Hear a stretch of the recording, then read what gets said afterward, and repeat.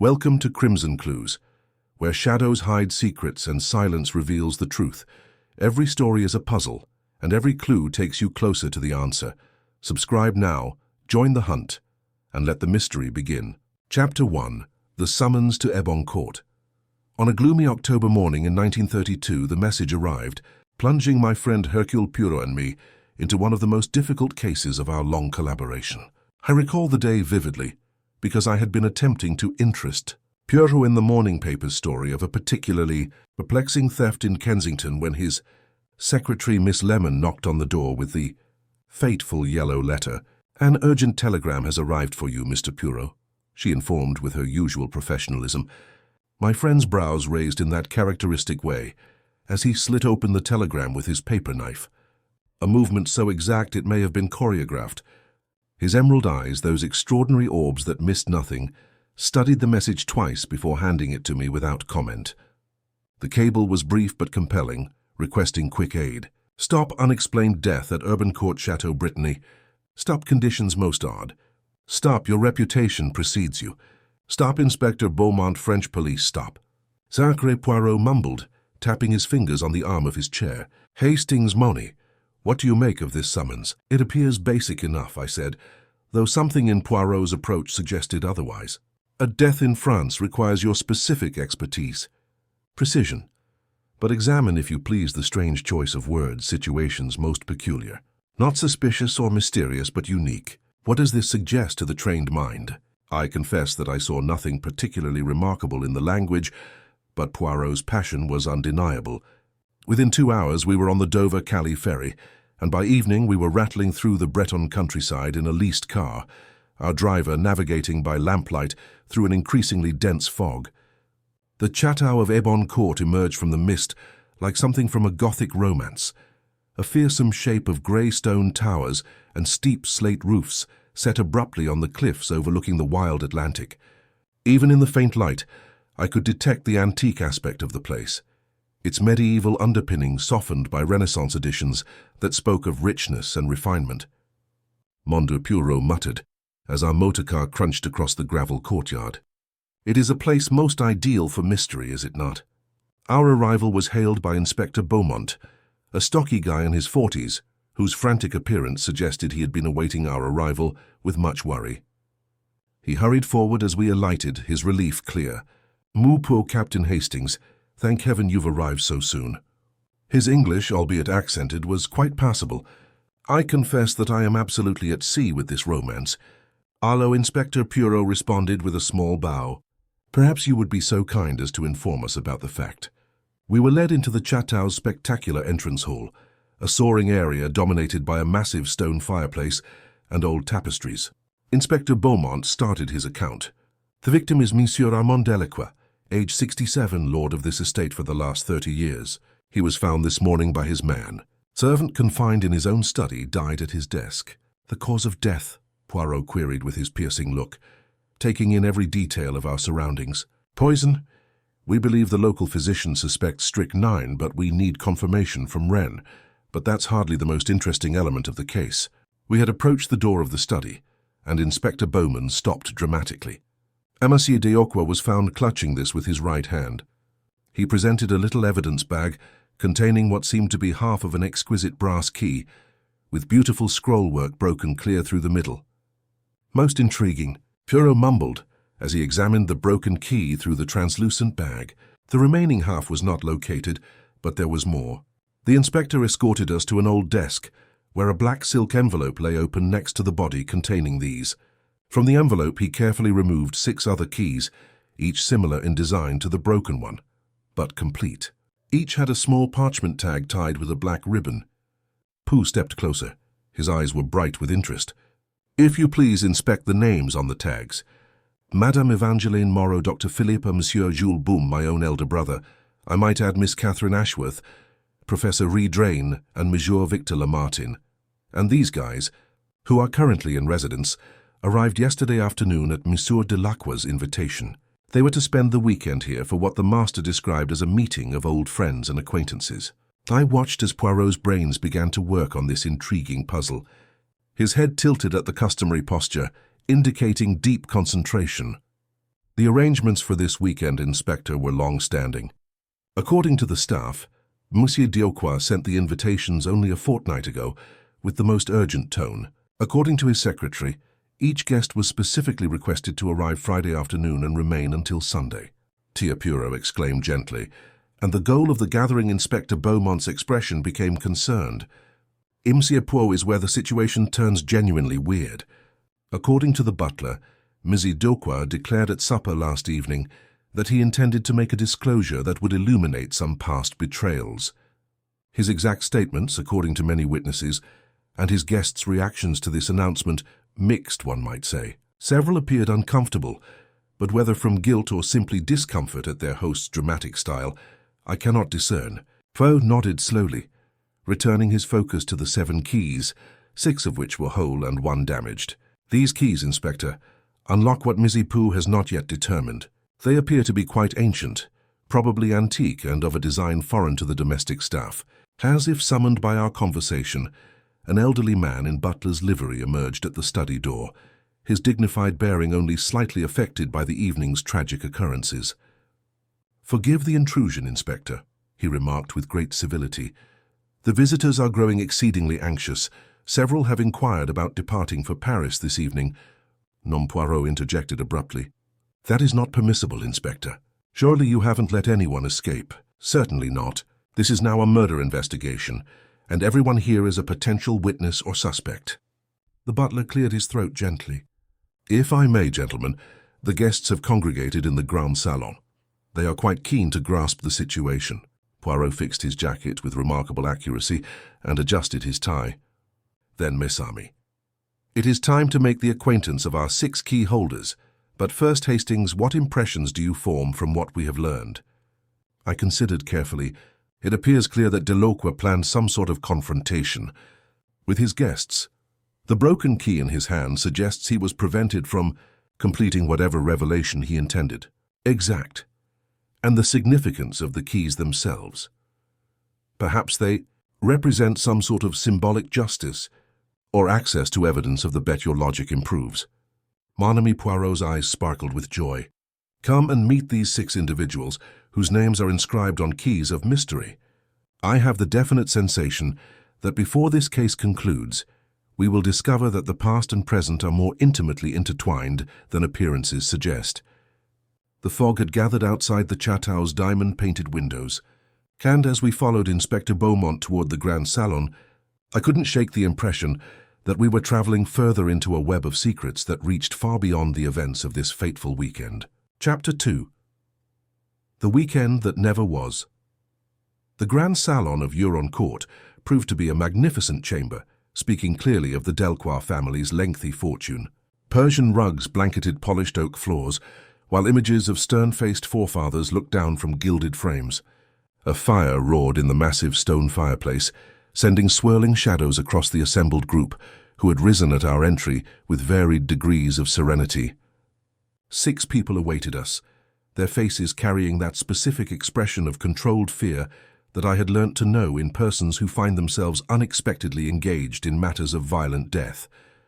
Inspector Beaumont delivered the introductions with the mechanical accuracy of a man who has clearly practiced this moment. "Monsieur Poirot. Captain Hastings, may I introduce the guests of the late Monsieur Diocroix?" The first to step forward was a woman of perhaps 55 years, her elegant bearing unaffected by the tragic circumstances. Madame Evangeline Moreau possessed that particular brand of Parisian sophistication that speaks of wealth, taste, and careful attention to appearance. Her black silk dress was exactly fitting for the occasion, but I saw how her gloved hands trembled almost imperceptibly when she accepted our introduction. "Miss Poirot," she said with a refined and controlled voice.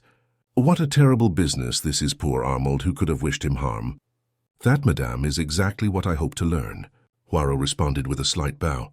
"But first, if you would be so kind, what is your link to the deceased?" A fleeting expression crossed her features so quickly that a less observant man might have completely missed it. "We were old friends. I knew Armand many years ago before my marriage. We had renewed our acquaintance recently." "Ah, we and you came to Ebon Court at his invitation." "Naturally. I confess his letter was rather dramatic in tone. He spoke of revelations and truths that must be told. She paused, her dark eyes clouded with what might have been genuine bewilderment. "I can't imagine what he meant." Dr. Philippe Henel, a distinguished guy of 60 with silver hair and intelligent eyes behind wire-rimmed spectacles, spoke next with the controlled cadence of someone accustomed to presenting professional comments. "I served as the family physician to Monsieur d'Acqua for nearly 20 years. He stated, his hands clasped behind his back in a posture that implied tense energy well contained. His summons came as a surprise. I must admit, our relationship had been somewhat strained in recent months." Tia Poirot's eyebrows lifted with interest. "How are doctor-professional disagreements restrained?" Dr. Renard replied curtly. "Armand had created some notions about his family's background, which I regarded harmful obsessions. He visited other physicians for second opinions on things that were best left undisturbed."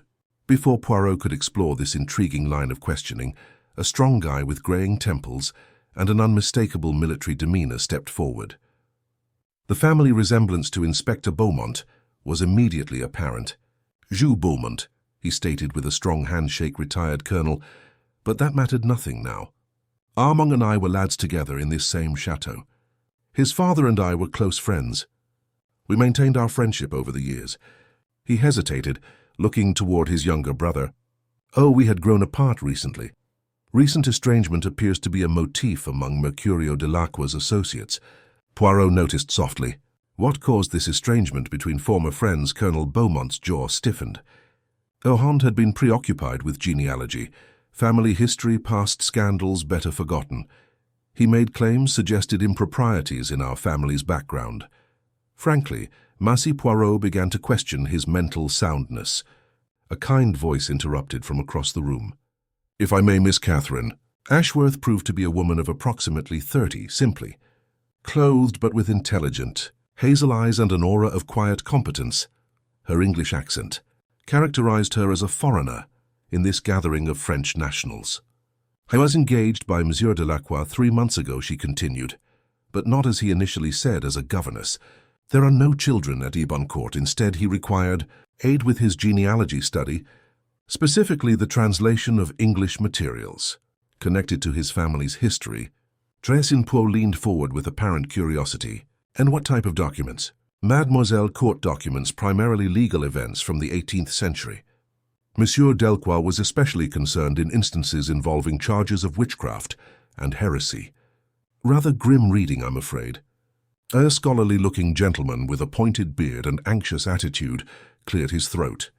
Professor Rien introduced himself with a small bow as a local historian and occasional collaborator with the late Monsieur Delacroix, though collaborator may be an overstatement for our recent encounters. "Professor Poirot recognized your area of expertise, Breton history, particularly during the medieval and Renaissance periods. Armel consulted me extensively regarding his family's lineage, but we had philosophical differences on how to evaluate historical facts." In what way did Professor Dufresne shift uncomfortably? Armand became certain that a significant injustice had been committed against his family in the past. He wanted me to help him prove some notions that I thought were historically unsound. When I declined to support his conclusion, he accused me of intellectual cowardice. The last member of our group had stayed mute throughout these introductions, a slender, nervous man with darting eyes and restless hands. When Poirot's attention was drawn to him, he began as if roused from profound concentration. "Victor Lamartine," he whispered, his voice scarcely audible, "art dealer from Paris Mchier. Delacroix recently approached me about certain paintings, family, portraits and such, some quite valuable, if authentic." "And were they authentic, Monsieur Layes? 17th and 18th century pieces have good provenance, but our client appeared less interested in their monetary value than in their historical significance." Poirot's eyes shone with that specific brightness I had learned to associate with the discovery of a crucial clue. Lamartine looked uncomfortably about the room before speaking. He said the paintings contained evidence or visual proof of atrocities committed centuries ago. To be honest, I thought he was a little crazy.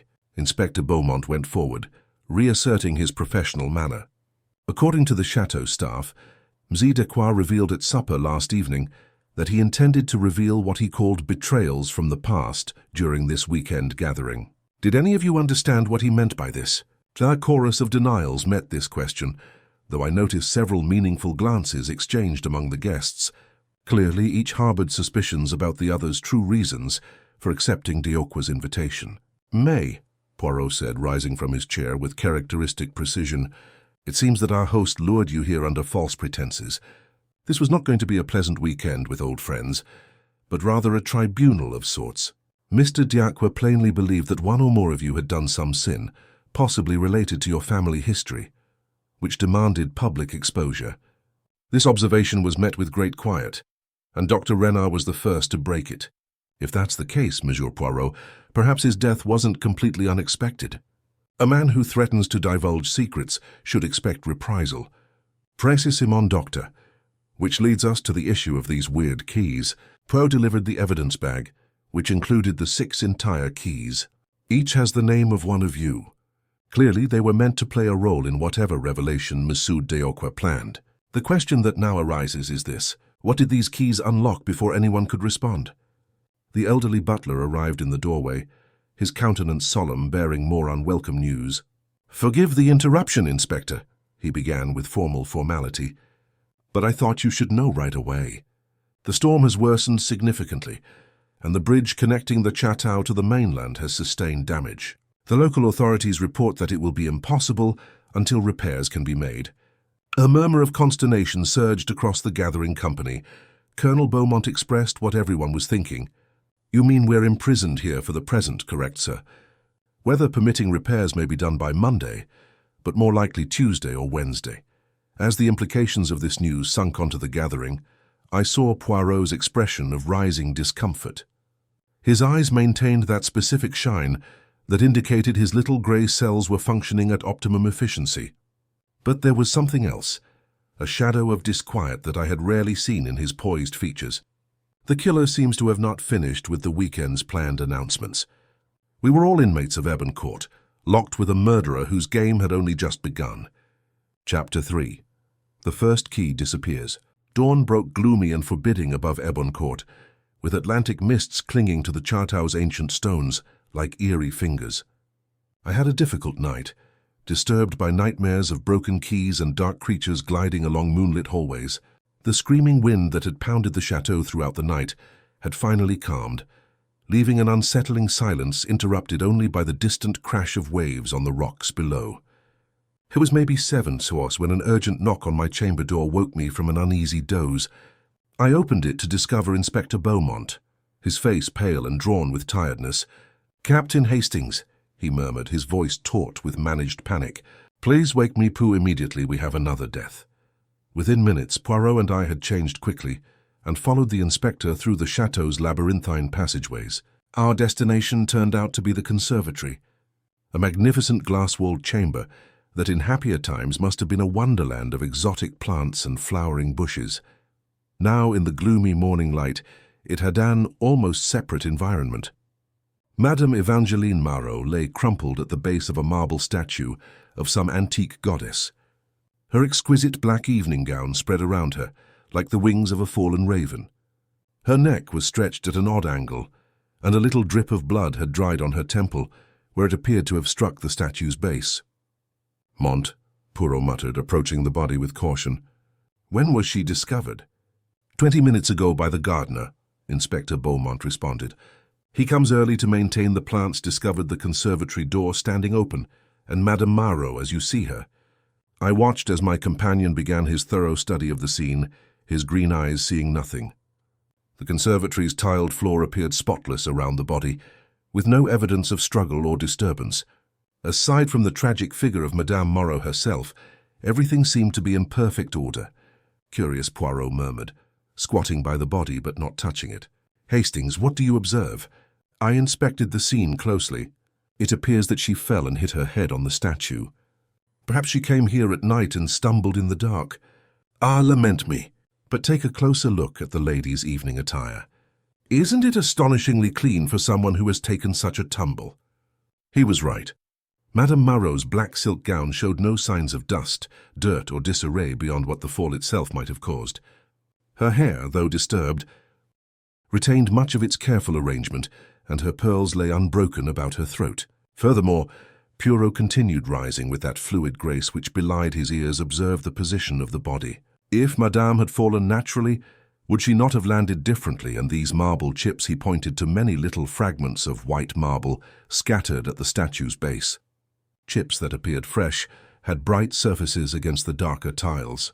Inspector Beaumont scowled. You suspect foul play, and I suspect that this death is not what it looks to be. But first, let us look over what our mysterious correspondent has left for us. It was then that I noticed the sheet of parchment pinned on the conservatory's entrance door.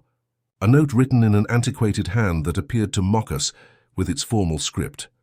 Pride goeth before the fall, justice for Marclair. 1732 sacre, Poe exclaimed, studying the note intently. And now, Inspector, perhaps you would be so good as to check the black envelope in your evidence room. The inspector's face went ashen as awareness dawned. When he returned from the study 10 minutes later, his expression confirmed our concerns. Madame Moreau's key, he declared coldly, has vanished from the collection. Dr. Renard arrived shortly afterwards, summoned from his breakfast to examine the body. His professional composure appeared strained as he knelt beside his former acquaintance, and I observed that his hands shook slightly as he completed his preliminary inspection. Broken neck, he concluded after several minutes. Death would have been instantaneous, consistent with a fall, though. He paused, staring meaningfully at Poirot. There are many abnormalities I cannot fully explain, such as the doctor's angle of impact and these contusions on her shoulders, which are quite subtle but suggestive of a well of restraint. While Dr. Renard completed his checkup, Poirot was examining the conservatory with systematic thoroughness. His eye was particularly drawn to a piece of the glass wall that provided a view of the chateau's picture gallery. "Très curieux," he mumbled, raising his magnifying glass to study something that had captured his attention. "What is it, Poirot?" I asked. "Observe Hastings this window pane. Do you not perceive a slight crack here at precisely the height where someone would have been crushed against the glass? In fact, there was a hairline fracture in the glass so fine that it was almost imperceptible. Around it, I could only make out what might have been the imprint of fabric, or maybe a gloved hand." Someone was watching Poirot and concluded, "However, our inquiry was delayed by the arrival of other visitors drawn by the noise." Colonel Beaumont appeared genuinely shaken by the news of Madame Moreau's death, whereas Professor Dufresne seemed more puzzled than distressed. Miss Ashworth kept her collected posture, although I noted she avoided staring directly at the body. Victor Lamartine appeared physically unwell. His anxious nature was plainly overpowered by the catastrophic occurrences. "This is intolerable," Colonel Beaumont announced first Errol, now poor Evangeline. "Inspector, surely you don't think this was an accident?" "Currently, we are investigating all possibilities," Inspector Beaumont responded diplomatically. Professor Dufresne rushed forward with his intellectual mind, clearly working on the historical allusion in the cryptic note. Marclair noted in the message that the date 1732 relates to a particularly dark period in local history. There were charges of witchcraft trials and executions. Exact monk Professor Poirot interrupted, and I believe we will find that this historical relationship is far from coincidence. However, first we must analyze the Chartau's portrait gallery. I have the idea it will be quite illuminating. The portrait gallery occupied the Chartau's eastern wing, a vast chamber lined with paintings from 3 centuries of Delacroix family history. Elaborate gold frames held the portraits of stern patriarchs, attractive ladies and solemn youngsters. Their painted eyes seemed to follow our movements with mute judgment. Poirot went through the exhibition with an evident purpose, pausing before each portrait to study not only the subject, but also the small brass plates that listed the sitters and dates. His pace was meticulous until he reached a particular artwork near the gallery's center. A portrait of a young woman with black hair and haunting eyes, her Renaissance-style clothes suggesting wealth and rank. The plaque beneath simply said, "Mary Claire Delacroix, 1715 to 1732. "Voila," Poe gentled. "Here is our Marclair, and observe if you please the dates of her brief life." I studied the portrait with growing fascination. The young woman's face retained an air of serene dignity, but there was something in her eyes, a shadow of grief or even the knowledge of tragedy, that made the painting unusually poignant. She died at the age of 17, which was relatively young for the time. Indeed, Hastings and I feel her death was neither natural nor peaceful. Professor Dufresne, what can you tell us about this ancestor of our late host? The historian approached the portrait with apparent hesitation. Marie Claire Decroix was undoubtedly a tragic figure. Accused of witchcraft in 1732, she died in suspicious circumstances. The documents are fragmentary, but they reveal a conspiracy of foes who coveted her possessions and sought to damage her reputation. Poirot inquired with fake casualness. Their names were recorded. Professor Dufresne's uneasiness was clear. Some of them, sure, prominent local families benefited from her shame and death. Before he could clarify more, a massive crash rang through the shadow, followed by yells of concern from the direction of the cooking quarters. We ran toward the sound, leaving Marie Claire's painted eyes to stare eternally from her gilded frame, carrying truth that had been hidden for 2 centuries, but were now, it seemed, demanding their dreadful accounting. Chapter 4, Shadows of the Past. The boom that had interrupted our investigation of Marie Claire's portrait proved to be nothing more sinister than a kitchen maid's blunder with a tray of china, but the occurrence served to heighten the already strained nerves of everyone within Ebon Court. Whilst as we returned to the painting gallery, I couldn't help but note how the remaining guests shuffled in groups as if seeking protection in numbers, their eyes darting fearfully at every shadow. The forced confinement was beginning to wear on them all. The bridge remained impassable. The storm had destroyed the telephone lines, and the sense of isolation grew more suffocating with each passing hour. It was evident that our unknown killer had arranged these circumstances with devilish perfection. Poirot began his study of Marie Claire's portrait with newfound vigor, his head tilted at the characteristic angle, indicating deep concentration. Professor Dufresne hovered nearby, his intellectual composure plainly straining after the morning's awful events. Professor Poirot said this without turning away from the art. I believe the time has come for genuine candor. What exactly do you know about Marie Claire Delacroix's fate? Dufresne looked awkwardly at the other visitors before speaking. The archives are scattered. You understand that much was intentionally destroyed or lost throughout the years. Naturellement, what remains, Mary?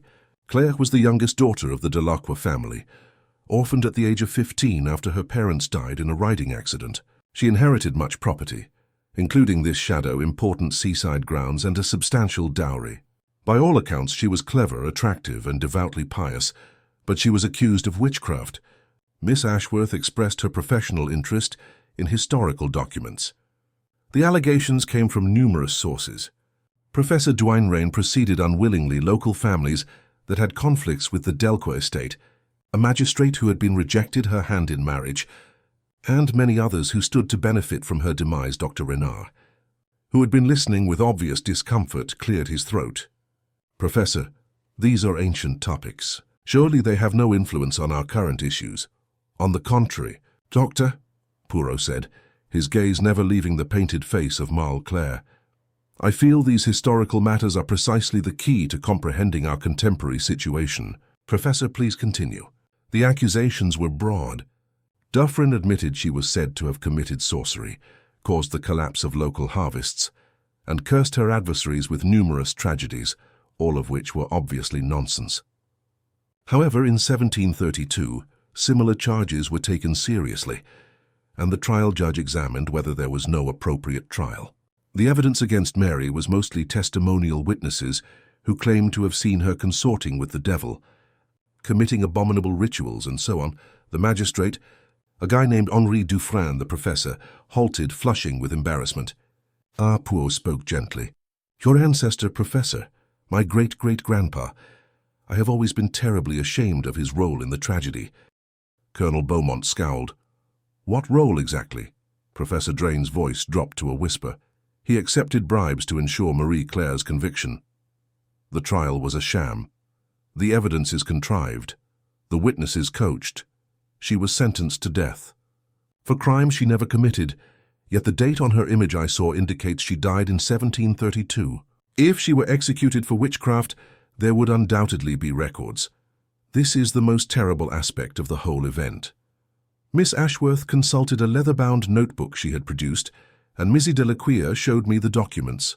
Marie Claire wasn't executed. She died in prison before the sentence could be carried out, supposedly from a fever. But the circumstances were dubious. Suspicious in what manner? Poirot inquired sternly. Dr. Philip Renard was the prison physician who ministered to her. Miss Ashworth responded, reading from her notes. He reported that she had died from a sudden illness, while other convicts claimed she had been poisoned. The hush after this discovery was deep. Dr. Renard's face had turned ashen, and his hands trembled as he clutched the back of a neighboring chair. "My ancestor," he muttered hoarsely. The physician may have been unable to finish the statement. Who may have murdered an innocent girl to keep her from revealing the conspiracy against her? Poirot ended with awful finality.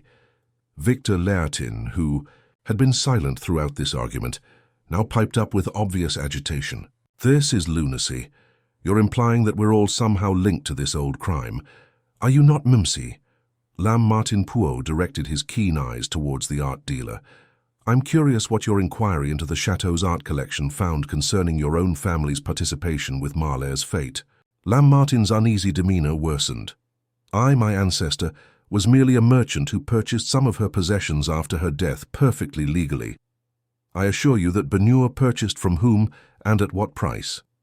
Before Lamartine could react, Colonel Beaumont came forward with military directness.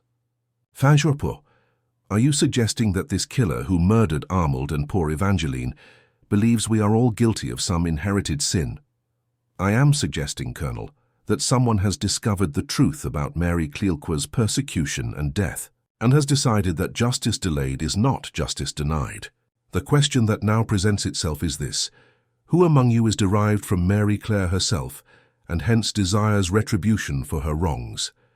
This unexpected option caused a clear shock throughout the gathering company. Each person looked curiously at the others, as if seeing them in a whole new light. Dr. Renard complained. "Marlaire died single and childless. Did she continue along the portrait gallery inspecting other paintings with newfound interest? Miss Ashworth, during your examination of the documents, did you uncover any allusions to Mary Claire's personal relationships?" The young woman scanned her notepad again. There were whispers of a hidden romance, but nothing was confirmed. The records were deliberately obscured on such matters precisely because an heir to Mary Claire, even an illegitimate one, would have had a claim to her property and a powerful motive to expose the conspiracy against her. As if summoned by his words, the elderly butler appeared in the gallery doorway, his dignified composure slightly ruffled by urgency.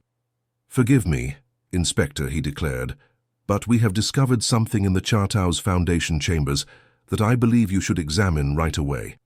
Inspector Beaumont turned to Poirot, who nodded strongly, led on Mon Ami. "I believe we're about to find more of Claire's secrets." Our descent to the foundation rooms took us along a narrow stone stairway that testified of the Chateau's medieval origins. The butler's lantern created swirling shadows over centuries-old walls, and I couldn't help but shudder as we explored further into the Chateau's ancient core. The chamber we entered was clearly much older than the remainder of the building, a vaulted stone room that may have served as a chapel or shrine in the past. Several wooden chests stood along one wall, their surfaces covered in dust and cobwebs, suggesting they had remained undisturbed for generations. "We discovered this room only this morning," our butler said. "The storm loosened some stones in the wall above, revealing the entrance. Monsieur d'Acqua had spent months looking for such a chamber based on references in old family documents." Poirot approached the next chest with careful care, raising the lid to find a collection of personal things that stole my breath away. These were Mary Claire's valuables. Her jewelry, prayer book, letters tied with faded ribbon, and most notably a detailed notebook written in her own hand. "Mon Dieu," Poirot muttered, holding the journal with incredible delicacy. "Marle Claire has left us her testament." As he carefully opened the leather-bound volume, the brittle pages revealed truths that had been kept for 2 centuries. I realized that we were about to uncover the complete truth of what had happened in 1850-1732, and possibly find the name of the killer who now stalked the hallways of Ebon Court, driven by a hereditary need for justice that had waited almost 300 years for its fulfillment. Chapter 5. Magistrate's Justice. The old pages of Marle Claire's journal seemed to whisper their secrets in the flickering lantern light as Poirot carefully turned each delicate leaf. The young woman's handwriting was elegant, despite the obvious emotion with which many passages were penned, and her words painted a vivid picture of the conspiracy that had destroyed her life. "Listen to this, May," Poirot said reverently, as he read aloud from an entry dated mere days before Mary Claire's death. "They feel they have silenced me with their bogus accusations and purchased witnesses. However, I have concealed the truth where it cannot be destroyed. Let those who come after know that Hridrain accepted gold to distort justice, that Philippe Renard promised to proclaim me insane to assure my punishment, and that Jehol Professor Duenra started violently. Geez, Beau, it is impossible. My study revealed no Beaumont family participation in the issue."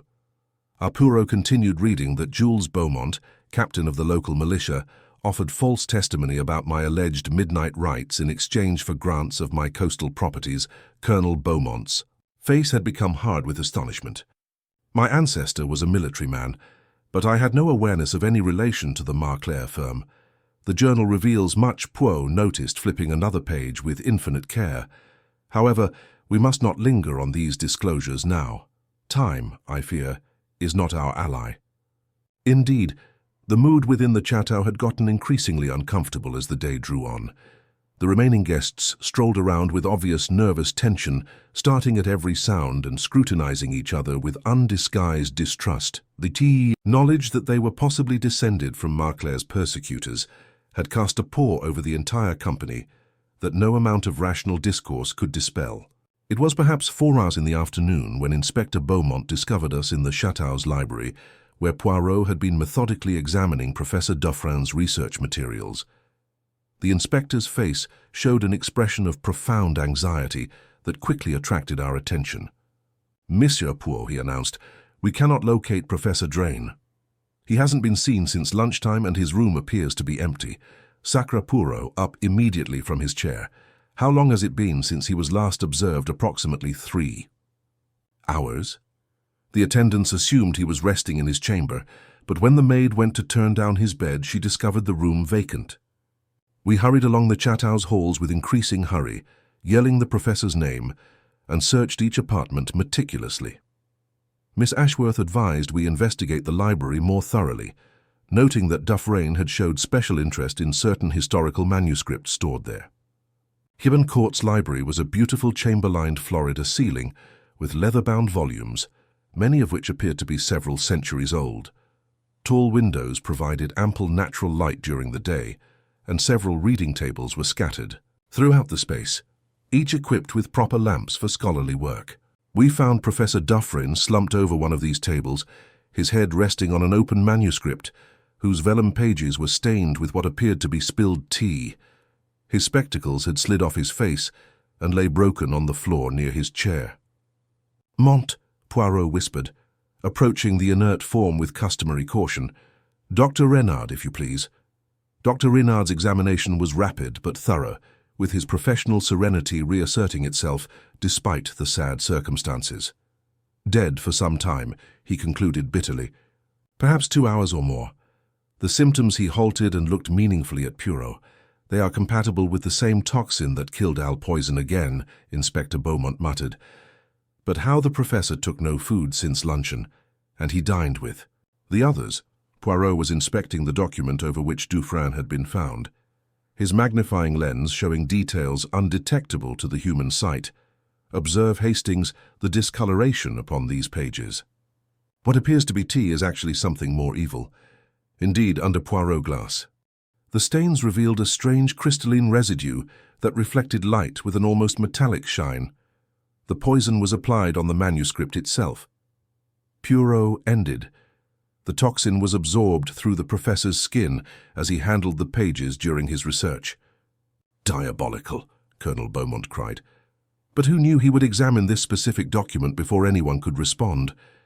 Miss Ashworth directed our attention to a sheet of parchment that had been conspicuously displayed on a nearby reading stand.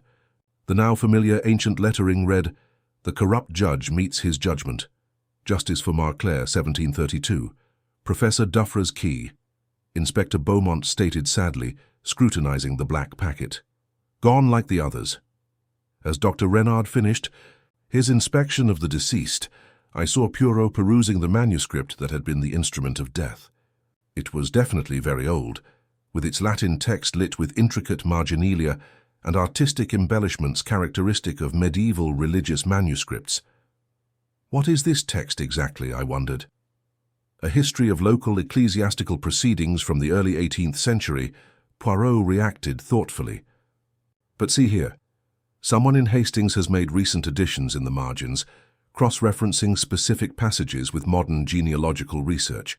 Indeed, penciled notes in what appeared to be Professor Dufresne's handwriting linked many Latin names to their modern counterparts.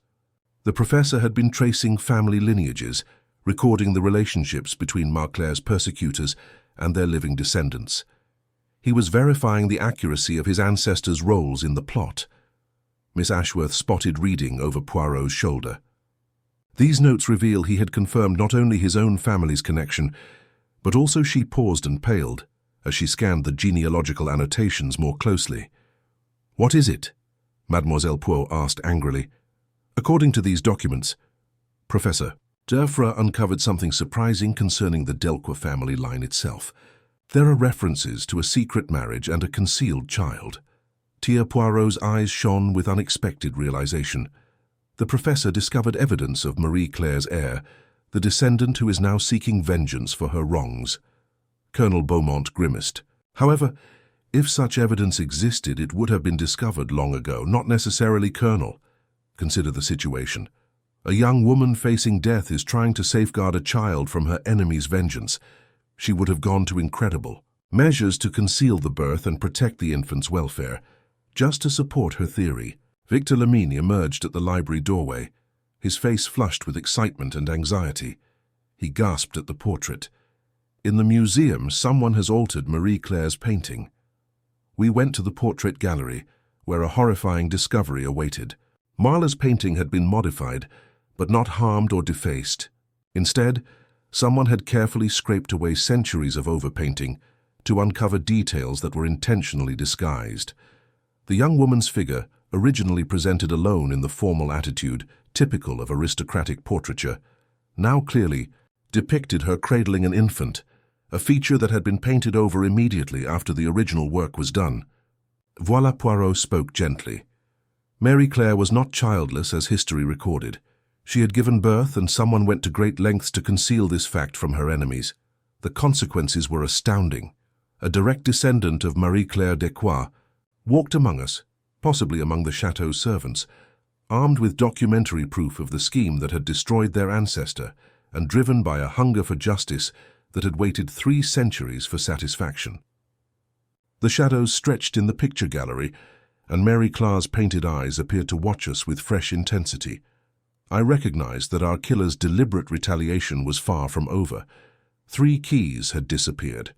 3 descendants of the original conspirators lay dead, while the remaining guests, Dr. Renard, Colonel Beaumont, Miss Ashworth, and Victor Lamartine, faced the terrifying certainty that one of them would be the next to face Mary Claire's long-awaited justice. Chapter 6. The Art of Deception. The finding of Mary Claire's concealed kid had shed a totally new light on our investigation, and I could see from Poirot's expression that his little grey cells were functioning at full capacity. After the terrible news about the image, the remaining guests retreated to the salon, their expressions troubled by the realization that they are being relentlessly persecuted. Night had descended over Ebon Court with extraordinary malevolence. The Atlantic winds howled about the chateau's ancient stones like the voices of the vengeful dead. The electricity flickered periodically throughout the evening, contributing to the Gothic aura that appeared to pervade every aspect of the edifice.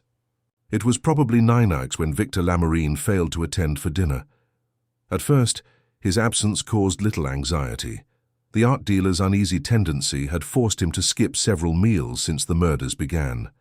However, when Miss Ashworth claimed that she had seen him descending towards the wine vendors just after tea, Inspector Beaumont ordered an immediate search. The cellars of Ebon Court were extensively carved straight into the live rock beneath the chateau's foundations. Ancient wine racks stretched into shadows that appeared to swallow our lantern light, and the air was heavy with the musty aroma of centuries-old vintages. plus something else that made my skin crawl with unexplained dread. We discovered Victor Lamartine in the darkest portion of the cells, next to a valuable picture that had been systematically destroyed. The canvas, which even in its damaged condition showed the unmistakable elegance of 18th-century French artistry, lay in ribbons around his body, as if someone had attacked it with a knife in a frenzy of deliberate destruction. "Want you?"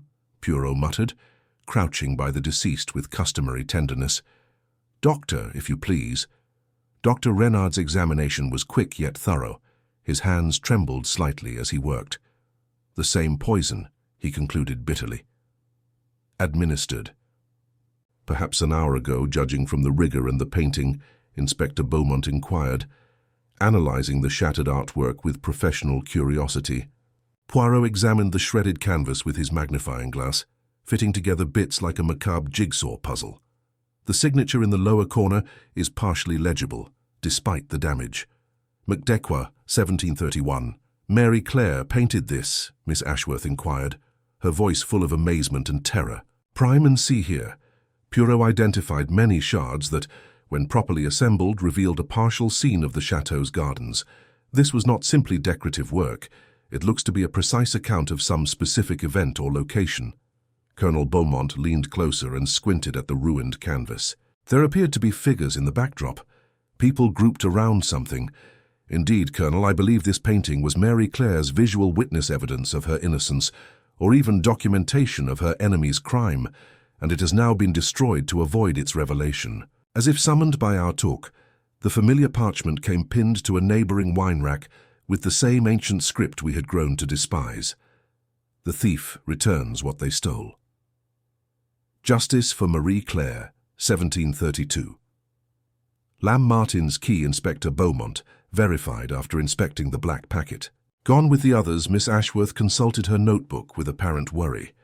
According to Missou Deoqua's investigation, the Lamartine family obtained some of Marclaire's paintings after her death, purchasing them from the estate at very low prices. Poirot witnessed property seized from a lady sentenced on bogus charges and sold to benefit those who plotted her destruction. As we were leaving the cellars, I spotted Poirot lingering at the destroyed artwork, his sharp eyes studying the wine racks with remarkable intensity. "Hastings," he murmured quietly, "observe these wine bottles. Do you detect anything peculiar?" I studied the ancient racks and saw nothing but dust-covered bottles arranged in the traditional manner. "They appear fairly normal, Poirot. But look closer behind this rack of 1847 Bordeaux. Do you not notice a draught?" A small movement of air indicated a concealed corridor or chamber beyond the visible cellar walls. Poirot's inquiry uncovered a portion of stone that moved when pressed, revealing a short tube that vanished into darkness. Sacre screamed, "Our killer has been using secret passages to move around the chateau undetected." This explains how the murders were carried out with such precision and secrecy. The tunnel connected the cellars to various parts of the chateau, via a network of corridors that must have dated back to the building's medieval time. As we explored with our lanterns, we discovered that these hidden paths provided access to nearly every room in the building, including the conservatory where Madame Marot had died, and the library where Professor Dufresne had met his end. The killer is intimately aware of the chateau's secrets. Poirot watched as we emerged from our subterranean expedition. This shows either long-term living here or thorough research into the building's history and construction. We returned to the main levels and found the remaining guests huddled in the salon like survivors of a shipwreck. Dr. Renard sat firmly in a high-backed chair, clutching his medical bag protectively in his lap. Colonel Beaumont paced before the hearth with military precision, while Miss Ashworth kept her cool despite the obvious strain on her pale face. "4 dead," Colonel Beaumont declared solemnly as we entered. "Al Evangeline, the professor, and now poor Lamartine. Inspector, surely you cannot believe these deaths are coincidental." "Certainly not, Colonel," Inspector Beaumont responded. "We are dealing with a calculating criminal who has planned these killings with painstaking attention to detail." Dr. Renard looked up from his vigil, his face haggard with terror and exhaustion. "The pattern is evident enough. We are being destroyed one by one, punished for the crimes of our ancestors. But how can we be held accountable for atrocities that occurred centuries before our birth?" Justice delayed is not justice denied, the doctor observed with grave finality. Someone believes that the sins of the fathers should be visited upon their offspring. Miss Ashworth spoke calmly from her corner chair, her voice steady despite the situation. According to the texts I've translated, Marie Claire thought her persecutors would avoid earthly punishment. Perhaps she or her descendant determined to ensure that divine justice was eventually served. But which of us will be next? Dr. Renard inquired, his voice shaking with barely controlled dread. And how can we protect ourselves against an enemy who strikes from the shadows? Moved to stand in front of Marlaire's portrait, which was moved to the salon for safekeeping. The young woman's painted eyes appeared to follow his movements, and the freshly disclosed newborn in her arms served as a constant reminder that somewhere among us strolled her descendant, armed with centuries-old grievances and an unending need for revenge. The killer has made one crucial error, Poirot declared, his voice cutting through the stifling atmosphere like a razor. By exposing Marie Claire's kid through portrait restoration, they have given us the key to their identification. How so? Colonel Beaumont inquired. Mon ami could only have completed such exact restoration work if they had access to the original painting techniques and materials. This indicates expert knowledge of art conservation, knowledge that closely relates to our killer's occupation and identity. Before anyone could react to this surprising discovery, the lights flickered and died across the shade, throwing us into a darkness broken only by the dying embers of the fire. In that moment of stark horror, as we struggled for lights and lanterns, I heard the gentle sound of footsteps moving with deadly intent through the hallways of Ebon Court, and I knew that Mary Claire's descendant was about to strike again. Chapter 7, A Doctor's Prescription. The darkness that had shrouded Ebon Court proved to be mercifully brief. Inspector Beaumont swiftly identified the electrical switches that had been purposely thrown, and light was restored to the castle within minutes. However, those few moments of mindless panic were sufficient for our killer to claim another victim, as we learned when Dr. Renard did not respond to our calls from the salon. His room, Colonel Beaumont stated bitterly. He considered retiring early, saying his nerves couldn't take much more of this horror. We discovered Dr. Renard's chamber door locked from within, which filled us all with dread, given the pattern of fatalities we had witnessed. Inspector Beaumont's constant banging yielded no response, and we were eventually forced to smash down the thick oak door to gain admission. The scene that met us was one of obvious tragedy with strange circumstances. Dr. Renard rested calmly on his bed, fully dressed, his medical bag open beside him, an empty vial gripped in his lifeless hand. A sheet of hotel stationery lay on the nightstand, filled in handwriting that appeared to be a confession. "Montour," Poirot muttered, approaching the body with his normal caution. However, Miss Ashworth, who had maintained her cool throughout the evening's horrors, took up the confession with quivering fingers. "He admits to all of the murders," she read aloud. "He says he couldn't bear the embarrassment after discovering his ancestors' role in Mary Claire's death, claims he poisoned the others to prevent exposure of the conspiracy, then killed himself in regret." "How convenient," Colonel Beaumont observed with deep mistrust. "The guilty party eliminates himself and gives us a neat explanation for the entire horror." Poirot examined the reported suicide site with serious interest. His magnifying glass revealed features invisible to ordinary inspection. "Hastings, what do you make of the doctor's position?" I investigated the body attentively.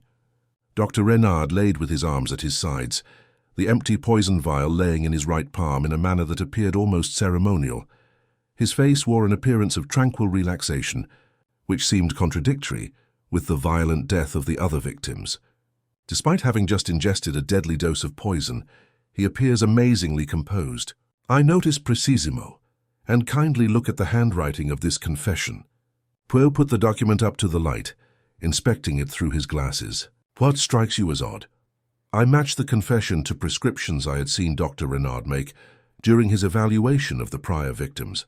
The handwriting is consistent, if perhaps somewhat more labored than normal. "Exact more, but consider the ink. Mon ami, do you not perceive changes in its consistency and color? Indeed, under closer scrutiny, the confession appeared to have been written with two distinct pens, as if created over an extended period of time, or perhaps by someone carefully mimicking the doctor's hand." Poirot proceeded advancing to study Dr. Renard's medical bag. Examine what is missing from the doctor's professional equipment.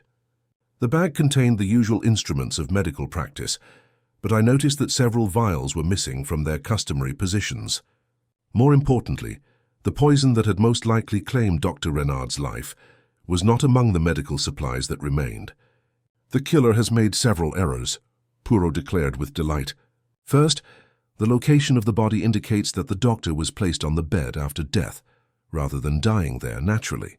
Second, the confession, while carefully constructed, has small variances that reveal its fake character. Third, and most importantly, he proceeded to the chamber's window and examined the lock mechanism with great curiosity. The room was undoubtedly locked from within, but notice these scratches surrounding the keyhole. They are new, indicating that the lock was adjusted from outside the room using specialist tools. Inspector Beaumont scowled. But how could someone lock the door from the corridor? Poirot smirked with bitter delight. Using one of our strange keys, of course, the killer has used these antique keys not only as symbols of justice, but also as practical tools to stage inconceivable crimes. Miss Ashworth consulted her notebook with apparent concern. But if Dr. Renard did not write this confession, where is his key? It should still be in the black envelope if he is innocent. Inspector Beaumont instantly scrutinized his face, which confirmed our suspicions. Gone just like the others, Poirot explained that the killer had removed it before staging this elaborate hoax. They wanted us to believe that Dr. Renard was the murderer, which would stop the investigation and allow them to escape justice. Colonel Beaumont paced the chamber with military precision, his expression stern with understanding. Then we are down to 3. You are Miss Ashworth, and he hesitated, his eyes widening with startling comprehension. Inspector, where is your brother Jules? He should have been with us when we discovered the doctor's body. The question sent chills through the assembled company. In our attention on Dr. Renard's apparent suicide, we had failed to notice that one of our number was noticeably absent from the investigation. He complained of a headache after supper, Inspector Beaumont said, his voice tight with concern. He retired to his room before the lights turned out. We ran through the chateau's corridors to Colonel Beaumont's chamber, our footsteps echoing ominously in the old halls. The door was slightly ajar, and a cursory examination revealed that the room was empty, but not uninhabited recently. The bed displayed evidence of wear, and a glass of water stood half-empty on the nightstand. He's somewhere in the chateau, and Poirot was observed scanning the room for clues to the colonel's location. But where would he go in the middle of the night? Miss Ashworth said quietly from the doorway, her voice firm despite the obvious distress. Possibly he discovered evidence that could reveal the killer's identity. Or possibly Colonel Beaumont coldly stated, he's become the next target. As if called by his words, a distant sound echoed through the shadow, the crash of broken glass followed by a cry of terror. The sound looked to come from the direction of the picture gallery, so we ran toward it with increasing urgency. The gallery was vacant when we arrived, but apparent evidence of fighting were there. One of the ancient portraits had been knocked down, and parts of a shattered vase lay scattered across the spotless floor. Most disturbingly, drips of what appeared to be blood traced a path leading toward the underground corridors we had seen earlier. Hercule Poirot exclaimed, inspecting the blood spatters with a magnifying glass.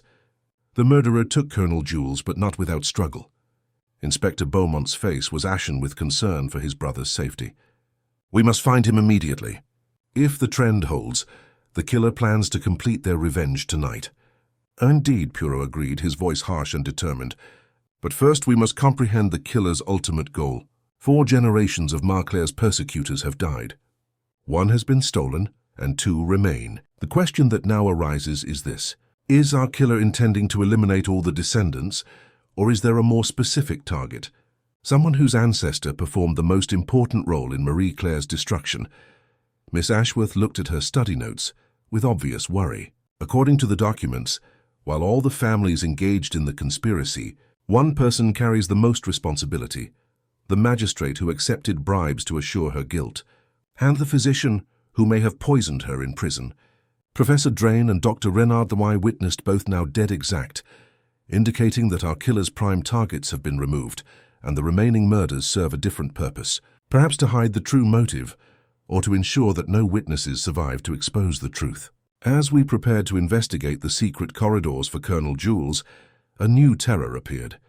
The lights began to flicker once more throughout the chateau, and the unstable illumination I could have sworn I noticed a lady in white moving through the picture gallery. A woman whose face had an obvious likeness to the painted Marclair, who glared down on us with her everlasting accusatory eyes. The quest for Colonel Jules and our final showdown with Marclair's descendant was about to begin in earnest somewhere in the labyrinthine bowels of Ebon Court, where justice had been postponed for 3 centuries and was prepared to exact its final price. Chapter 8. The 7th Key. Ebon Court's portrait gallery had never seemed more appropriate for the resolution of our riddle than it did in those final tension-filled moments. Poirot had insisted that we gather beneath Marclair's restored painting, and as the remaining survivors assembled, Inspector Beaumont, Miss Ashworth, myself, and the chateau's elderly butler couldn't shake the impression that we were participants in a 3-century-old drama. Colonel Jules had been found chained but unhurt in one of the secret corridors. His kidnapping has only helped to heighten the drama of our killer's ultimate reveal. He sat by his brother, his military bearing slightly affected by his ordeal but his dignity intact. Hercule Poirot began his voice with that special authority that demanded undivided attention. We have witnessed this weekend a series of murders that appeared to be the product of someone seeking vengeance for previous injustices. 5 persons have died. Armand Delacroix, Madame Marot, Professor Dufferin Victor Lamartine, and Dr. Renard were both descended from individuals who participated in the persecution of Marclair Delacroix in 1732.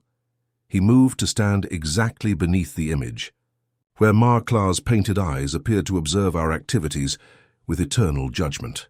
The perpetrator wanted us to believe that these fatalities were the result of Marclair's descendants seeking punishment for the crimes committed against their ancestor. The historian notes the symbolic staging of each murder and the systematic destruction of the conspirators' bloodlines. All of this was intended to give the image of hereditary vengeance. Miss Ashworth squirmed uncomfortably in her chair. "Are you saying that wasn't the motive?" Monsieur could be precise. While the killer is definitely tied to Marie Claire, the real cause was far more direct and personal than historical justice. Inspector Beaumont leaned forward with great interest. "So who is our murderer?" Poirot's eyes glowed with satisfaction as he began his methodical explanation. The killer committed several critical blunders that betrayed their identity. First, the restoration of Marie Claire's portrait to disclose her secret child needed expert knowledge of art conservation procedures. Second, the counterfeit of Dr. Renard's confession, while good revealed small variances that betrayed the hand of someone duplicating another's writing. Third, and most importantly, the killer had intimate knowledge of the chateau's secret corridors and underground chambers. He paused, allowing the implications to sink on his listeners. The most revealing hint was the broken key found in Armand Delacroix's palm. You can see that the key did not belong to any of the weekend guests. It contained the killer's true identity, which Delacroix found just before his death. However, the key was broken. Colonel Beaumont complained, "How could it reveal anything?" "Ah, mon ami, but I found the other half." Poirot provided a little evidence bag, holding a fragment of brass that exactly matched the piece recovered with Delacroix. It was hidden in a place where only someone with unrestricted access to the chateau could hide it. He turned to confront the elderly butler, whose stately attitude had remained consistent throughout the evening's revelations. Moi du bois pour declared, or should I say, Henri Delacroix, Marclair's direct descendant, through the concealed child portrayed in the portrait. The butler's mask of professional civility dropped for only a minute, displaying an expression of loathing and victory that transformed his entire countenance. "Marclair was my great-great-grandmother," he began, his voice no longer bearing the deferential tone of a servant. "She bore a son before her death, my ancestor, who was whisked away to safety before the conspiracy could destroy him as well." "And you have served the Delacroix family for how long?" Poirot probed. 40 years. Dubois responded with sour delight. 40 years of patiently planning to preserve every piece of their family history and connections. Armand never guessed that his trusty butler was the heir to the treasure that should rightfully have been mine. Inspector Beaumont discovered his voice. "But today, why not claim your inheritance through legal channels?" Dubois laughed, a sound lacking of warmth and humor. "Legal channels, the same legal system that sentenced an innocent child to death for the crime of holding what others desired. No, Inspector, This was an issue for ancient justice. You used Armand's genealogy study to find the descendants of Marclaire's persecutors. Miss Ashworth stated her intellectual mind was piecing together the scheme. You set up this weekend gathering to eliminate them all. Exact Pooh verified. However, Armand uncovered the truth about his butler's identity when he retrieved the seventh key, which bore not a guest's name, but the genuine name of Henri Delacroix. He confronted Dubois and paid for this knowledge with his life. The shattered key made me realize that Decroix was trying to divulge the killer's identity even as he died. Indeed, Hastings, but our killer had planned for such a contingency. The intricate revenge strategy gave the perfect cover for what was ultimately a crime of avarice, eliminating the Delacroix line so that the genuine heir may take his inheritance. Dubois straightened his servant's disguise, slipping away completely. Mary Claire's blood pours in my veins, along with her property, chateau, and fortune. All of it belongs to me by right of birth. The others were hurdles to be cleared, nothing more, but you made a fatal error. Poirot continued relentlessly. You assumed that justice delayed meant justice denied. In your concern with the wrongs of the past, you failed to think that today justice would finally find you. Inspector Beaumont rose from his chair, reasserting his professional demeanor. Henri Dubois, I arrest you for the murder of Armand Decroix. Evangeline Moreau, Henri Dufresne, Victor Lamartine, and Philippe Renard. As the handcuffs clicked onto the butler's wrists, he stared up at Marclaire's image with twisted affection. She has her justice at last, he said. The bloodline of her enemies has ended, and her true heir claims what was always rightfully his.